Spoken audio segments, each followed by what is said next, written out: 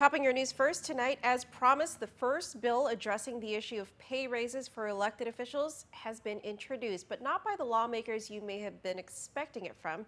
Today, Senator Frank Aguon Jr. introduced Bill 4, which seeks to repeal pay raises for the governor, lieutenant governor, and senators. PNC's Tim Blas-McHenry has the details.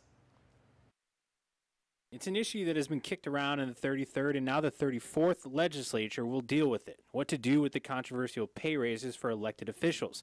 Senators Mike Nicholas, Senator Regine Biscoe-Lee have all said that they would introduce bills to repeal the pay raises in the 34th legislature. But by introducing Bill 4-34 today, Senator Frank Aguon Jr. becomes the first lawmaker to tackle it. So what Bill number 4-34 allows us to do is to start from the top. Let's repeal our pay raises from the governor, the lieutenant governor, and the senators. And then if there are any other measures that my colleagues would like to introduce to address other concerns, then we can deal with them and have those proposals and have that conversation at that point in time. Aguon, however, stopped short of a full repeal of the law, telling PNC that he wants to start with the top officials first and then work from there. Additionally, Aguon introduced a companion bill, Bill 5, which repeals a GUAM statute that essentially ties the salaries of the governor and the lieutenant governor to those of their cabinet members.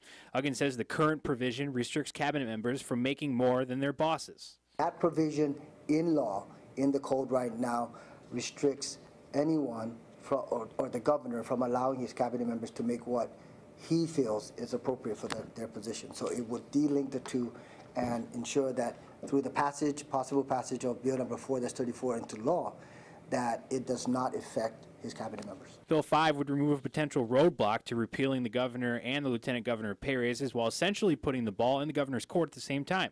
Should Bill 4 pass, Bill 5 would allow the governor and the lieutenant governor to have complete control over whether to raise or lower the salaries of their cabinet members should their raises be repealed. Aguon says right now he thinks he has enough support to pass the bill in the next legislative session. I can say that we do have at least 8 votes to be able to get this particular proposal through, and I certainly hope that that will continue beyond that.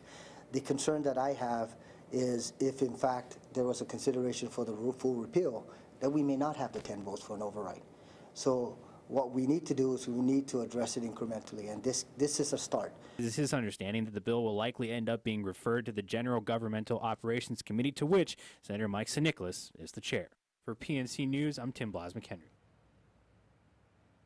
And just a few minutes ago, the governor's office released a statement in response to Senator Aguon's bills. We'll post that statement on our website at pacificnewscenter.com.